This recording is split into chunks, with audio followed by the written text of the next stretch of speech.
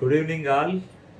Uh, First of all, thank you, Madhu, for your kind introduction. And I am Dr. Sepuri Krishnamohan, endocrinologist. I have my own center, Sepuri Diabetes and Endocrine Center at Karnool, Andhra Pradesh. So I've got 3 decades of experience. So today our topic is linagliptin across the cardio-metabolic and renal spectrum, simplicity in the management of type 2 diabetes mellitus.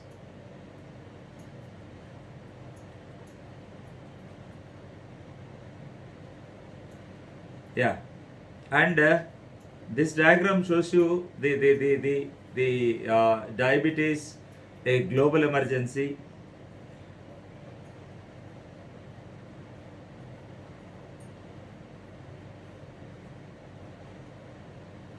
Yeah,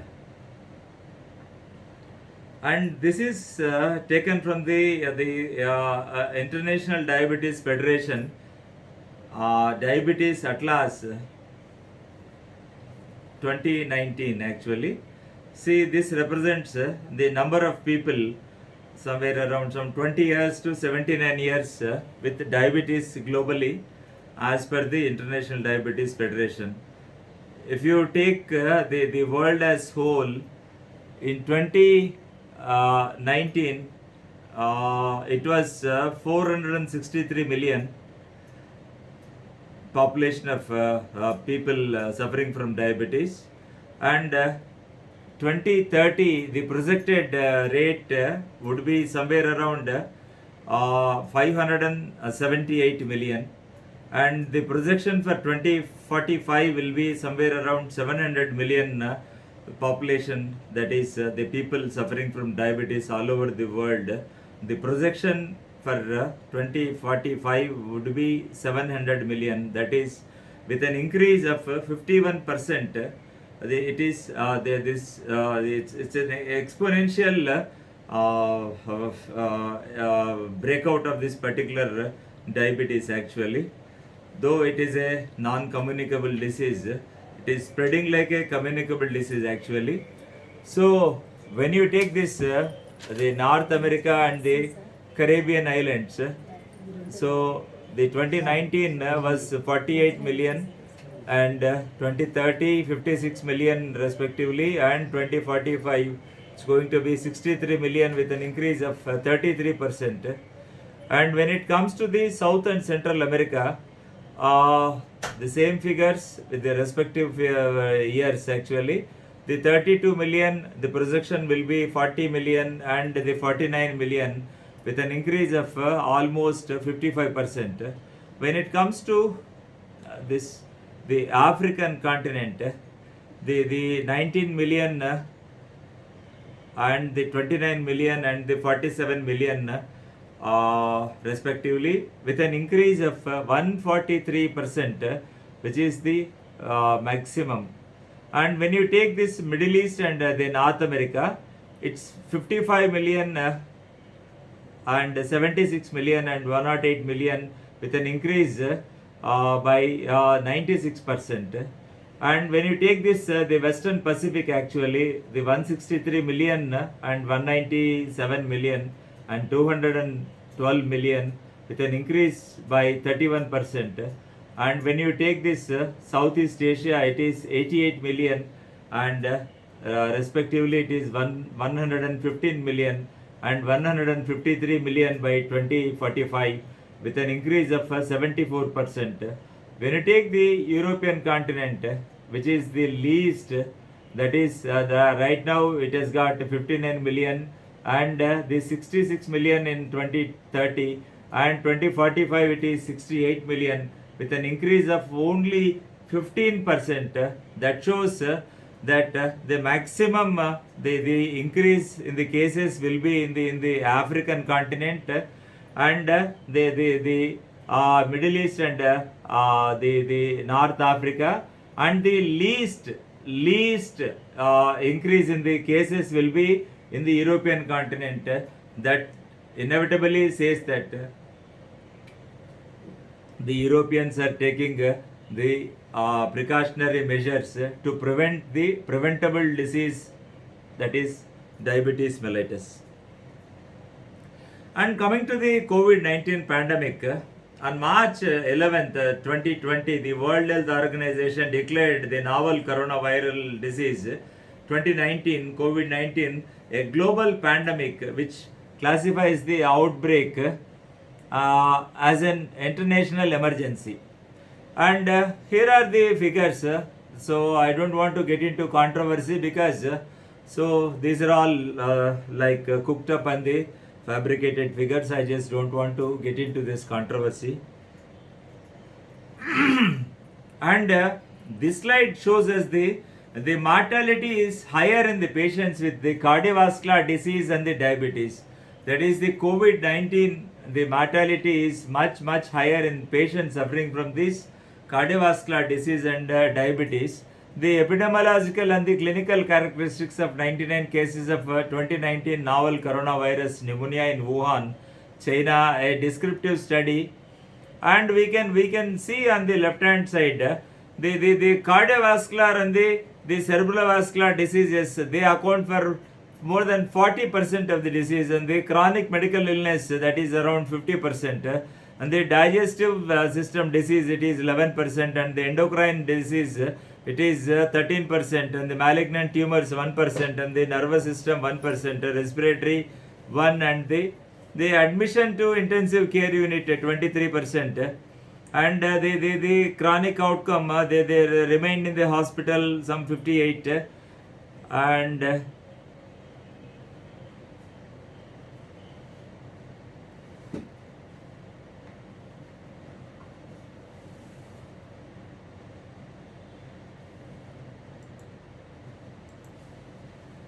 and on the right hand side, if you see the death rates depend on the underlying health.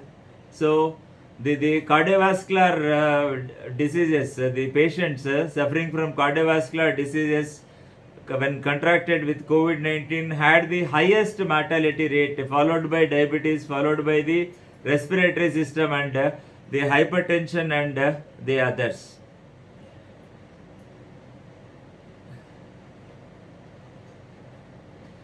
And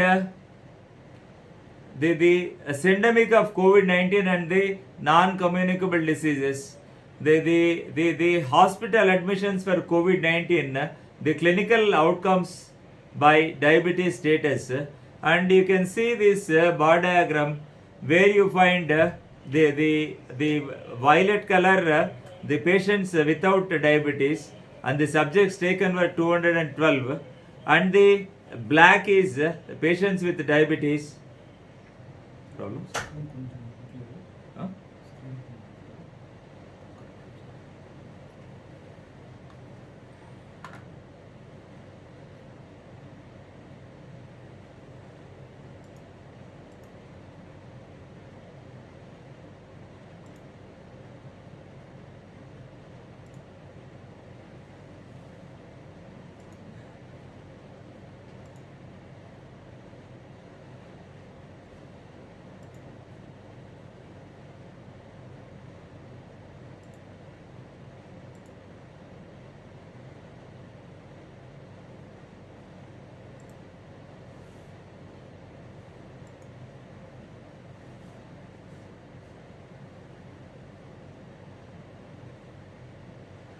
And the black is the patients with diabetes, and the subjects taken were 189, and on the y-axis you can see the percentage of the patients, and on the x-axis you can see the comparative bar diagrams, the patients without diabetes and patients with diabetes. And when it comes to this the severe cases, the 9% without diabetes and 20.1% with diabetes. And when it comes to the mortality, it is 1.4% without diabetes and 6.3% with diabetes. That shows a significant relation with diabetes. And the inhaled, and it is 28.3% without diabetes and at 53.4% in with diabetes. And in the ICU it is 12.3% and respectively 24.3%, and inotropic, that is 2.4% versus 7.4%, and the renal, the 0 versus 3.7%. So all outcomes described in the graph were significantly higher, the p-value being less than 0.05, which is statistically significant in patients with diabetes. And coming to the relationship between the diabetes and the COVID-19, it is bivocal. And people with diabetes have worse outcomes, we have seen in the earlier slide. And SARS-CoV-2, because of its the tropism for the beta cell, might cause new onset of diabetes or sustain hyperglycemia at the time of admission.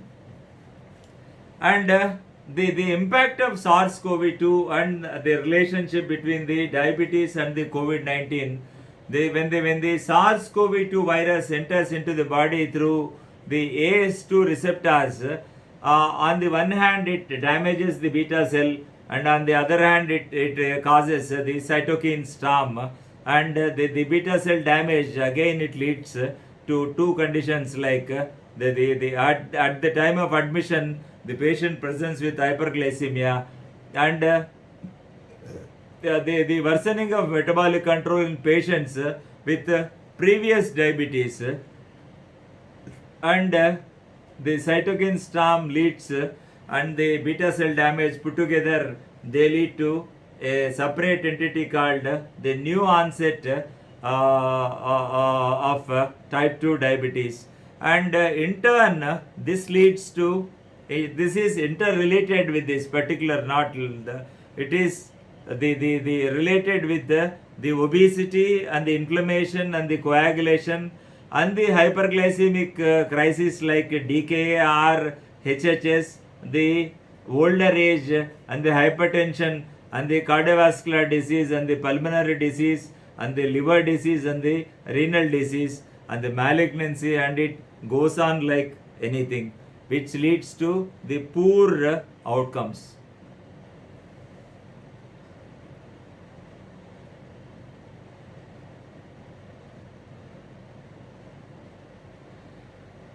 And you can clearly see the screening of hypoglycemia in every patient hospitalized with COVID-19 at admission.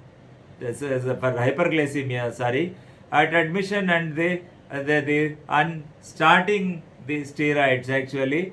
And on the right hand side you can see the clinical guidance on diabetes management at COVID-19 patient management facility. This changes from time to time, and what it says is like the consult endocrinologist, physician are the earliest to initiate or optimize the OAD, and if there is an anticipated delay in consulting the endocrinologist or the physician or the clinician, initiate the patient on tablet metformin, because metformin is proven to be the antiviral and the anti-inflammatory and antioxidant in its mechanism of action. So metformin is the preferred molecule if the patient has contracted with the mild COVID cases, where the patient doesn't require any sort of admission, because even prior to this, the 60 years ago, and we should congratulate the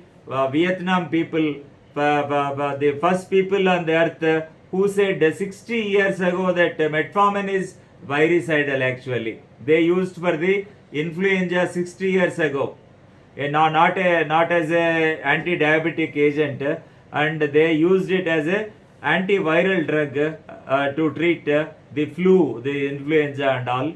And metformin given in the dose of 500 milligram twice a day, and gliptin, let it be veldagliptin 50 milligram BD or sitagliptin 100 milligram OD, or the linagliptin 5 milligram OD, or the teneligliptin 20 milligram OD, provided the patient meets all the following criteria. And now let us come to the evidence and efficacy and the safety of this particular the gliptin, the DPP4 inhibitor, the linagliptin.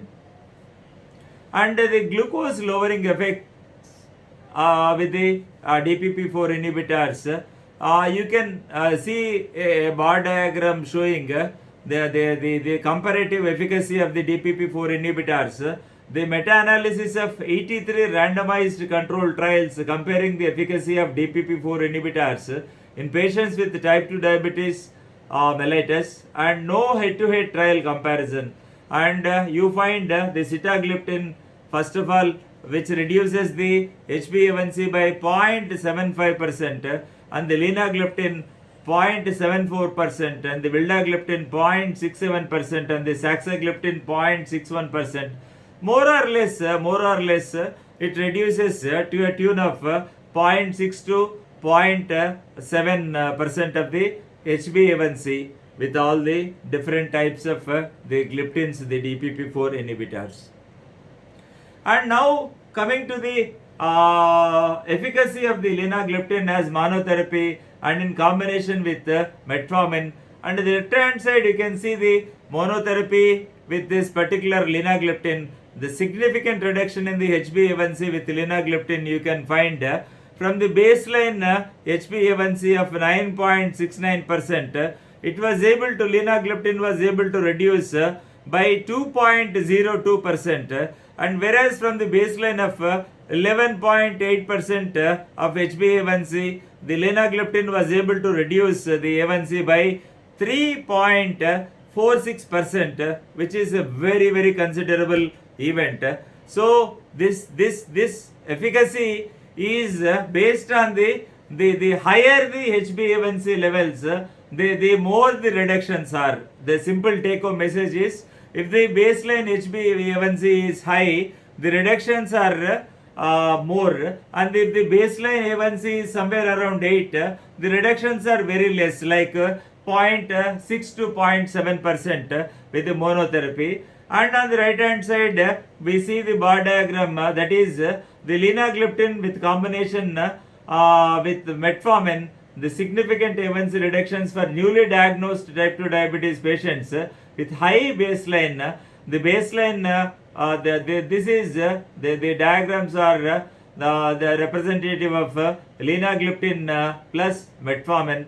From a baseline of 8.9%, it was able to reduce 1.6% of HbA1c, and respectively the 9.73 by 2.81% and 11.8% by 3.7 and 12.1% by 5.14% respectively. And the take home message is, higher the A1c, the reductions are more. So the long term glycemic efficacy with linagliptin is similar to that of sulfonylurea, and it is a phase 3 head on comparison trial. And in this the graph you can clearly see the adjusted change from baseline HbA1c over time. The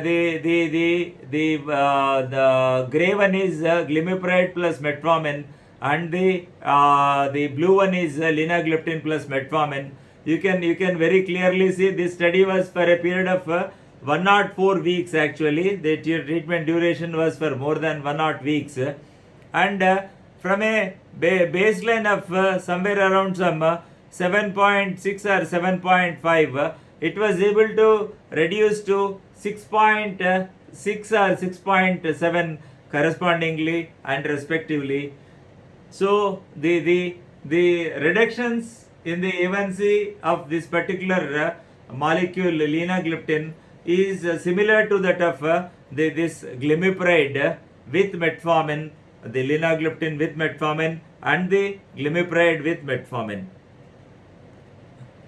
And the initial combination of linagliptin plus metformin and 2 to 3 increased fold of the odds of the HbA1c goal achievement, and the percentage of patients achieving the HbA1c around or less than 6.5 at 24 weeks. You can clearly see this.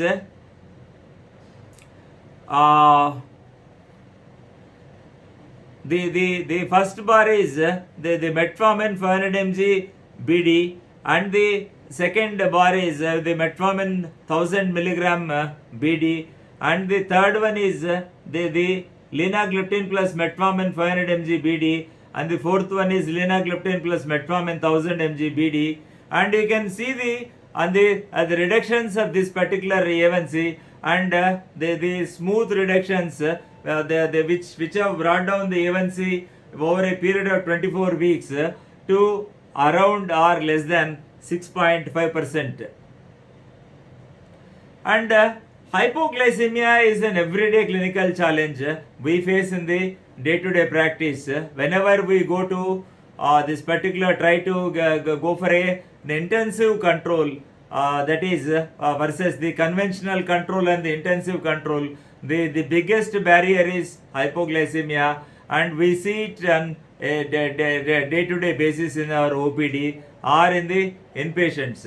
So the confirmation of hypoglycemia in the dead-in-bed syndrome as captured by the retrospective, the continuous glucose monitoring system, and on the left hand side you can see the dead-in-bed syndrome. Dead-in-bed syndrome is nothing but the unexpected death which happens in the bed and no cardiovascular complications. A recurrent nocturnal hypoglycemia is very much present, and the suggested pathophysiology is cardiac arrhythmias, the hypoglycemia, and the induced the QT prolongation. So this is very classically seen in the patients who are using some drugs like the teneligliptin, which is the culprit for the increased the QTC interval. The difference between QT and the QTC interval is nothing but C is the corrected QT interval prolongation. And the hypoglycemia on the right hand side, you can see the hypoglycemia associated with the ECG abnormalities. The abnormalities in the AV conduction and the ventricular depolarization and repolarization, and the R wave amplification, and the T wave flattening, and the ST segment depression, and again the QTC interval prolongation, which is linked with the risk of the ventricular or the supraventricular arrhythmias, that is put together the cardiac arrhythmias. And this slide shows the relative risk reduction of hypoglycemia by 77% when compared to this molecule linagliptin with that of the glimepiride. The 77% lower risk of hypoglycemia with linagliptin versus glimepiride, which is as evidenced from the Carolina study, and you can clearly see the blue one is this particular linagliptin, and the orange one is the glimepiride. And you can see the incidence of hypoglycemia. You can see very clearly the two curves getting separated from the beginning. The initial period itself, the curves started getting separated, and the relative risk reduction in the hypoglycemia when compared to glimepiride was phenomenal, that is 77%. So this shows the related to this particular slide is regarding the 1.5 kilogram relative weight loss with linagliptin versus the glimepiride. Again, the take home message from the Carolina actually. So we all know that the sulfonylureas are associated with the hypoglycemias and the weight gain, whereas the linagliptin is devoid of this particular hypoglycemias, and it is weight neutral or may reduce the weight by 1.5 kilo as evidenced by this the graphs. The upper one is the glimepiride and the lower one is the linagliptin. So this study was for a period of 256 weeks, which showed the reduction in the weight by 1.5 kilo with linagliptin versus glimepiride. And coming to the evidence of cardiovascular and the heart failure safety.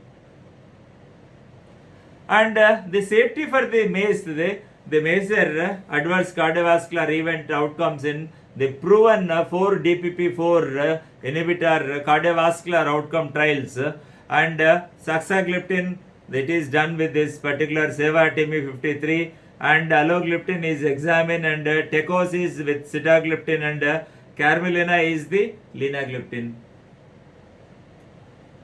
These are the major CVOTs done with all the major the 4 DPP4 inhibitors or the gliptins, and you can clearly see that the linagliptin scores over the other gliptins when compared to this the MACE outcomes, and we don't consider teneligliptin as it has no CVOT, and there is always a risk of QTc prolongation. And vildagliptin, according to the VIVID trial, it increases the left ventricular volumes, and there are no proper CVOTs for even the vildagliptin 2. And again you see this the same thing, and the Carmelina, no increased risk of hospitalization for heart failure in patients with history of heart failure at baseline. You can clearly see this. And again the European Society of Cardiology and the European Association for the Study of Diabetes, the guidelines which rolled out in the beginning itself 2019, DPP4 in the patients with T2DM with heart failure, and it says saxagliptin significantly is associated with increased risk of hospitalization for the heart failure, and is not recommended in patients with diabetes mellitus along with heart failure. And alogliptin was also associated with a non-significant trend towards hospitalization for heart failure, and sitagliptin and linagliptin had neutral effect.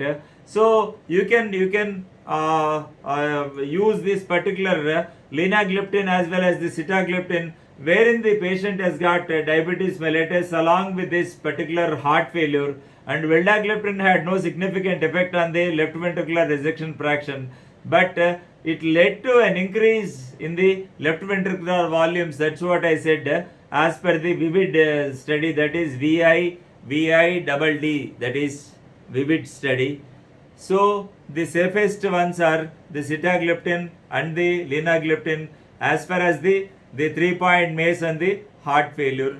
And when we come to the evidence of this renal safety with the gliptins, the linagliptin has the proven safety and effectiveness across the spectrum of chronic kidney disease, and you see this the HbA1c reductions with linagliptin across the chronic kidney disease spectrum, let it be the mild renal impairment or the moderate renal impairment or the severe renal impairment, the ESRD, the end-stage renal disease or the end-stage kidney disease, and the hemodialysis, the patients on hemodialysis, and the new onset diabetes. This is a separate entity called new onset diabetes after the transplant, and you can see the reductions almost very consistent with this particular linagliptin, 0.7%, 0.7% and 0.7% and 1% and 0.6%, and diabetes in renal transplants by 1.4% with the preserved EGFR over a period of 1 year. That is the reason why I always call this linagliptin the real renal gliptin that can be used in any stage of the kidney disease, starting from stage 1 to stage 2, stage 3A, B, 4 and 5, and even in the patients on the hemodialysis or the peritoneal dialysis, and even in the patients with the kidney transplant and post transplant also in the category of new onset of diabetes along with insulin. This is the along with the insulin remains the drug of choice. And along with insulin, the only oral drug you can use, the oral anti-diabetic drug, in any stage of this across the CKD spectrum, starting from the mild renal impairment to moderate impairment to severe impairment to ESRD to dialysis and the transplant and the post-transplant and even the diabetes in the renal transplant, is the only one molecule along with insulin. This is the take-home message, that is linagliptin without any dose titration. You just start with 5 milligram and stay with 5 milligram. You don't need to down titrate or up titrate in any of this particular situation. And the Carbolina was specifically designed and statistically powered to evaluate both the cardiovascular and the kidney outcomes. Again, you can see the primary endpoints and the secondary endpoints, and the SEVA TIMI53, saxagliptin, and you can see the second one, examine the logliptin and TECOS with this sitagliptin and the Carbolina with the linagliptin, and the primary endpoint being the 3-point MACE, and for TECOS it was 4-point MACE, and for Carbolina it was 3-point MACE, and the secondary endpoints.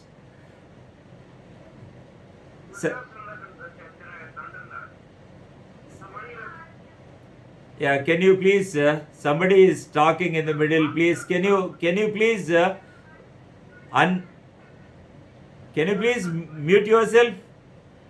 Yeah, secondary endpoints are the 5-point MACE and the 4-point MACE and the 3-point MACE, and the composite kidney endpoint respectively.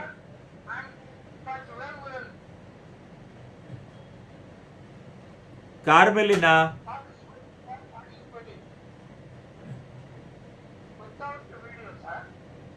Pardon? The Carbolina, the pre-specified adjudicated composite renal endpoints being the sustained ESRD, the sustained reductions in the estimated glomerular filtration more than 40%, and the renal death. And the cardiovascular safety of DPP4 inhibitors in patients with kidney disease has been appropriately studied in Carbolina, and you can clearly see this in this bar diagram. And the safety of linagliptin in patients with kidney disease has been appropriately studied only in Carbolina. 74% of the trial population were having the prevalent kidney disease. The inclusion criteria was more than 74% had the chronic kidney disease. And the Carbolina demonstrated the long-term kidney safety with linagliptin. And the learnings from the Carbolina trial, the risk reduction for albuminuria with linagliptin, it is the relative risk reduction by 14% lower risk of progression of albuminuria. You can very clearly see on the left hand side, and on the right hand side you can see this 15% greater likelihood of significant regression in the urinary albumin creatinine ratio. You can very clearly see it on the right hand side. And now coming to the evidence of the hepatic safety, the linagliptin, no dose adjustment is required in hepatic impairment. Let it be mild hepatic impairment or moderate hepatic impairment or the severe hepatic impairment. And that is the stage of NAFLD and the NASH or the cirrhotic stage, and the hepatocellular carcinoma. The end stage is the chronic liver disease. And you can, according to this, the child per grade classification, the well compensated disease is the in between 5 to 6 points, and the significant functional compromise is around 7 to 9 points according to the child per classification, and the decompensated liver disease is around 10 to 15. So you can very clearly see the bar diagrams, and the linagliptin, you clearly see that there is no dose adjustment with regards to the hepatic impairment.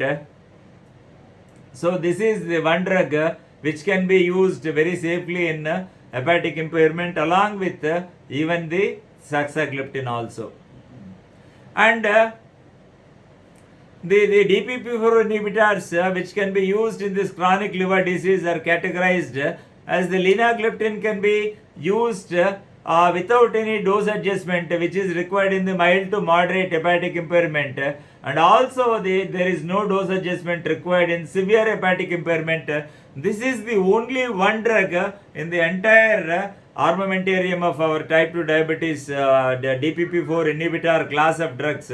The linagliptin is the only one that can be used in the mild to moderate to severe hepatic impairment, whereas the sitagliptin can be used in mild to moderate but not in the severe, and the vildagliptin usually it is not recommended, and the saxagliptin also can be, that's what I said, it can be used either in the mild to moderate or severe impairment, and teneligliptin can be used in the mild to moderate but not in the severe impairment in the liver disease.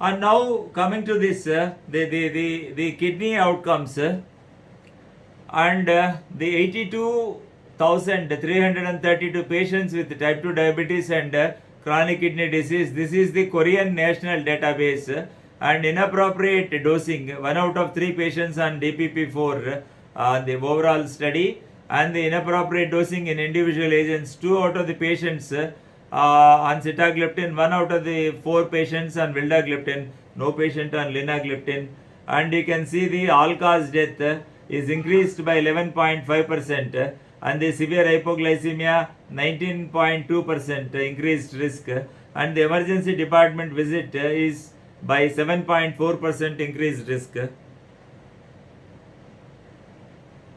And the DPP-4 inhibitors dose adjustments in the renal impairment actually. So I've told you the real renal gliptin and the champion is only the linagliptin, where you don't need to go for any sort of dose titration. You can start with 5 milligram. You don't need to down titrate. You just have to stay with this 5 milligram throughout the course of the chronic kidney disease. That's what I said.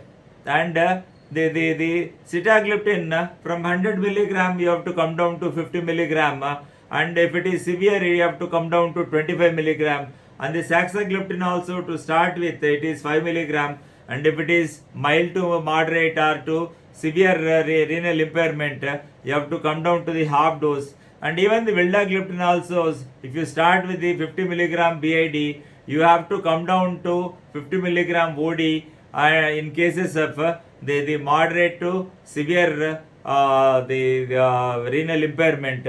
And dose adjustment is a clinical challenge, and we don't consider teneligliptin, though it is this molecule doesn't require any sort of dose titration because of the limited evidence of safety and efficacy across the CKD stages, and the safety issues being again I tell you, the prolongation of the QTC interval, and the enzymes, the liver enzymes are elevated, and it produces the hyperkalemia. The linagliptin offers convenience of single dose, a simple method to maintain patients on the licensed dose without dose modification in the chronic kidney disease. And coming to the summary, simplifying type 2 diabetes care with linagliptin, 5 milligram once dose, once daily, independent of the age, the kidney function, and the cardiovascular risk, and the ethnicity, and the disease duration, and the background type 2 diabetes therapy, and the body mass index. And it has got the take home message is the proven effectiveness and safety across the broad range of patients, and no need to adjust the dose in any stage of the chronic renal or hepatic impairment. Proven cardiovascular safety across the broad spectrum of cardiovascular and the renal risk, and it is neutral when compared to this particular the 3-point MACE and the hospitalization for heart failure. and the robust evidence and the guideline recommendation for effective and safe use in heart failure, and the long half life more than 100 hours, ensuring the effective 24-hour control.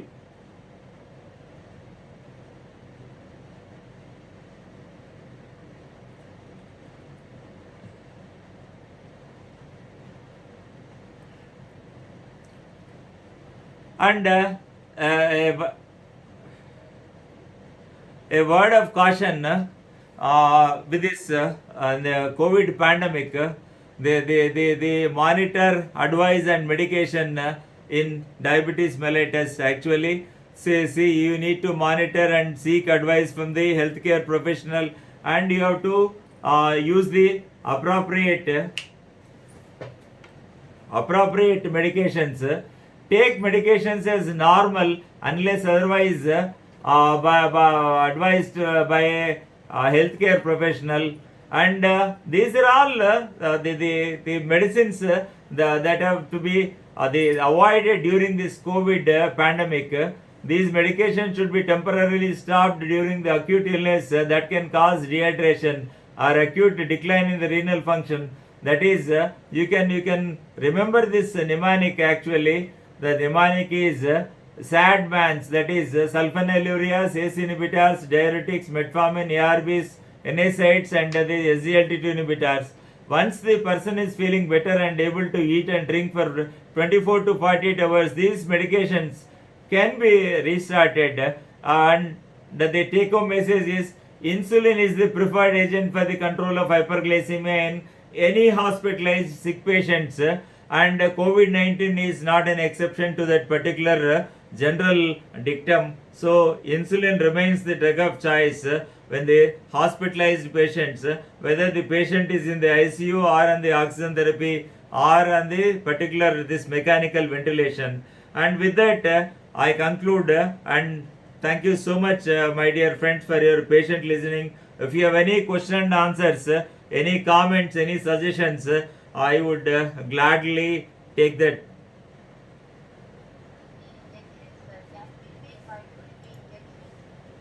Pardon?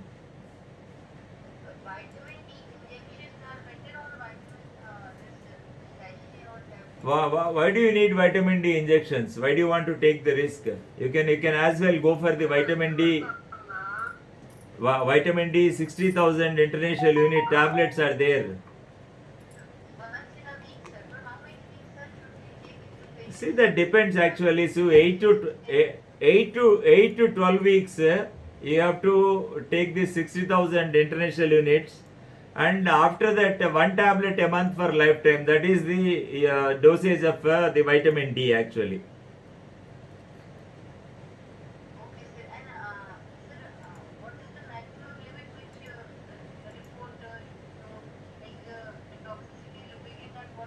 Toxicity is it is defined as the vitamin D levels of more than 100 is considered as toxicity. Less than 20 is deficiency, less than 30 is insufficiency, and 30 to 100 is normal range, and it exceeds 100, it is definitely the hypervitaminosis D. The toxicity with this particular vitamin D, Garima.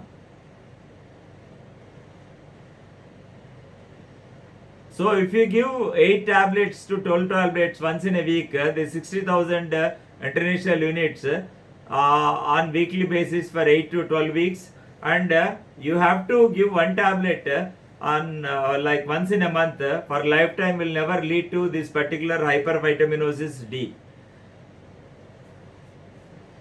Because since vitamin D is a fat soluble vitamin, it will not be excreted like our B vitamin and the C vitamin. So you have to be little bit cautious. Okay.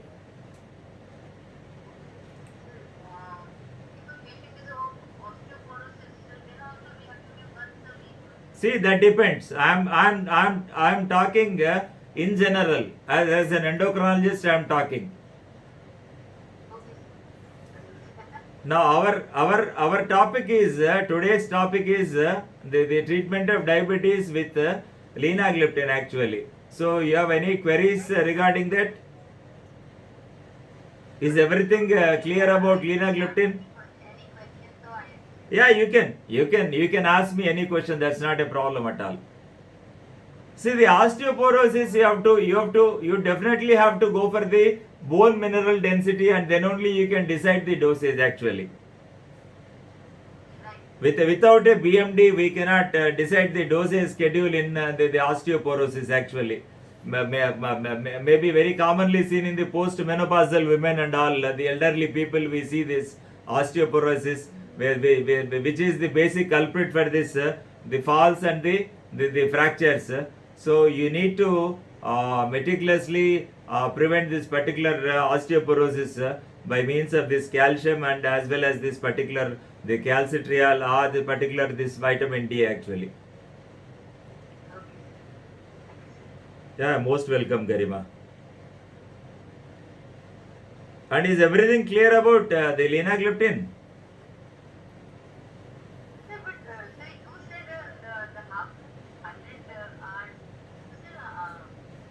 Yeah. The longest plasma half life is with this linagliptin. That is the reason even you miss out a dose, there won't be any problem actually. I don't advise you to miss out a dose because you have to take this 5 milligram of linagliptin on daily basis actually.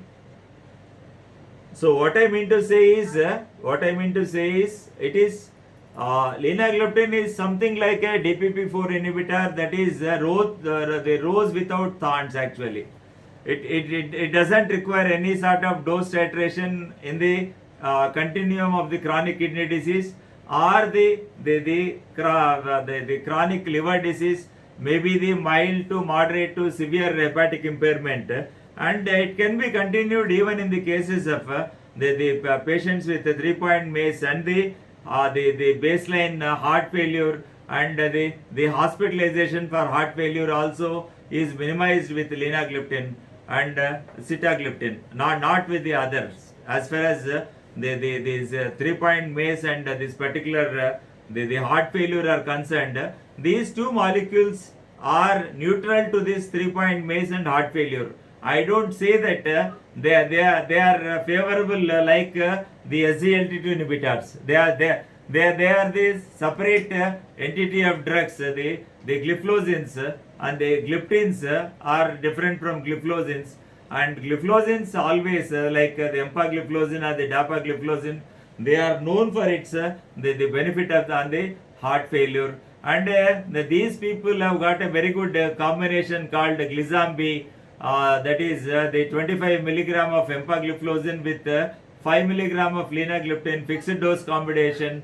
So that would be an ideal add-on choice in any case of type 2 diabetes after metformin. That's what. So a case of, yeah, tell me. Yeah, whatever. See whether the patient is at risk of developing atherosclerotic cardiovascular disease, or whether the patient is having the established atherosclerotic cardiovascular disease. After metformin, the drug of choice is either this particular the gliflozin, the empagliflozin, or the dapagliflozin, or the GLP1 receptor agonist. This is according to this particular way back in 2019, the European Society of Cardiology said in its recommendations that even without metformin, one can go for this particular the either SGLT2 inhibitor or this particular GLP1 receptor agonist. Yeah, GLP1 receptor agonist. If you come across with the case of the established the atherosclerotic cardiovascular disease, or the patient is at risk of atherosclerotic cardiovascular disease, and later on it has been corroborated by the American Diabetes Association and the European Society of this particular the European Association for the Study of Diabetes, and even it is corroborated by the American College of Endocrinology, and the AA's, that is American Association for the Clinical Endocrinologists. Everybody said, even in the 2021 latest guidelines of ADA, that also says if you have an established case of atherosclerotic cardiovascular disease or at risk of atherosclerotic cardiovascular disease, after metformin, the drugs of choice are only the SGLT2 inhibitors and the GLP-1 receptor agonists, or the combination of both. That would be fantastic. If the 3-point MACE is predominating, you have to select GLP-1 receptor agonist where the patient is obese, type 2 diabetes and all. And if the heart failure predominates, you have to go for the SGLT2 inhibitor. And of late, the US FDA has given the approval for these two drugs, actually, the empagliflozin and the dapagliflozin. And the dapagliflozin is the first molecule of its kind to get the approval from the US FDA to be used in patients without diabetes, in the presence of heart failure, actually, and even in the chronic kidney disease also. So to start with, it started as an endocrinologist product with the glucose lowering agent and the gliflozins, actually. Yeah, and it has shown the reductions in the systolic and the diastolic BP and the daytime BP and the nocturnal BP and the 24-hour BP, thereby reducing the resistant hypertension and the nocturnal hypertension.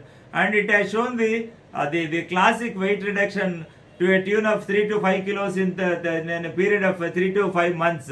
And later on, it proved to be a very good drug of choice to reduce the HRF or HPF, that is the heart failure with reduced ejection fraction or the preserved ejection fraction, or the reduced the incidence of hospitalization for the heart failure. And the benefits on the kidney are proven, the benefits on the liver are proven with these SGLT2 inhibitors.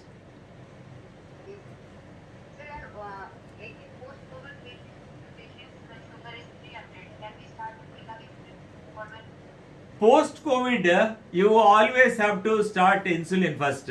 Post-COVID patient, if the patient develops, Patient is almost moving around. She can come to the hospital. Whatever it may be, even moving around also, you can use along with insulin, along with the basal insulin, you can use this linagliptin. Definitely, you can use it. If the patient is moving, still the drug of choice for the steroid-induced hyperglycemia or the COVID-induced hyperglycemia. That's what I mentioned. It damages the beta cell directly. The SARS-CoV-2 directly damages the beta cell, which results in the acute hyperglycemia at the time of admission, or it may lead to the acute onset of type 2 diabetes, the new onset of type 2 diabetes, which have to be treated only with the insulin first. Then once the patient is stabilized and all, you can switch over to the orals also. Along with insulin, you can use this linagliptin. It's not a problem, but not SGLT2 inhibitor when the disease is very severe, because of the osmotic diuretic efficacy and the dehydration and euglycemic decay. Yeah.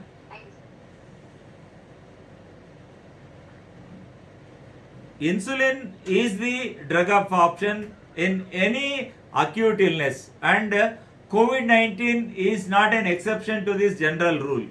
COVID-19 is also like any other acute infections, wherein you just have to use only insulin.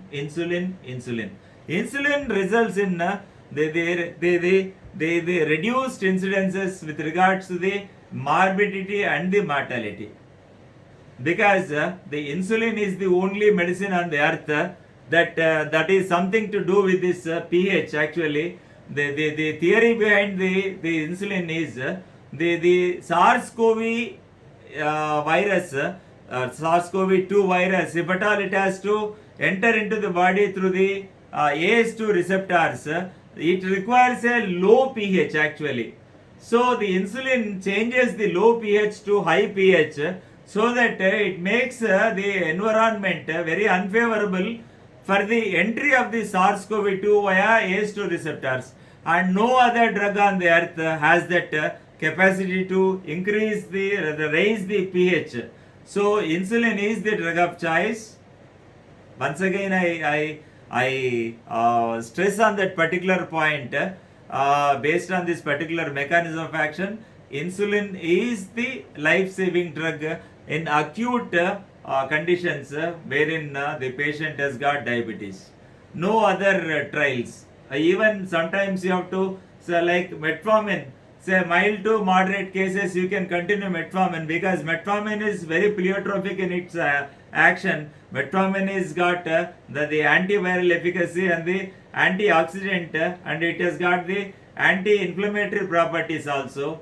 So that's what I said in my talk. The Vietnamese were the people who used it for flu, that is as an antiviral agent, not as an anti-diabetic agent.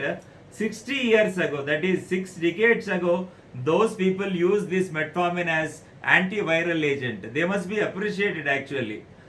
See, now we are seeing that okay, we are making out some drawing some inference that this particular the metformin is antiviral and all. 6 decades ago, those people were able to detect that it works well for this particular the flu and all the caused by the virus. Any other questions?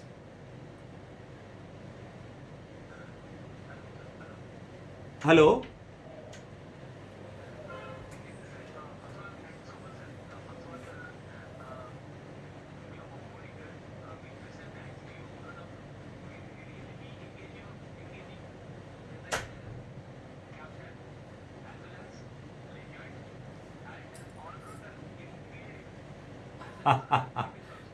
Thank you so much, Madhu.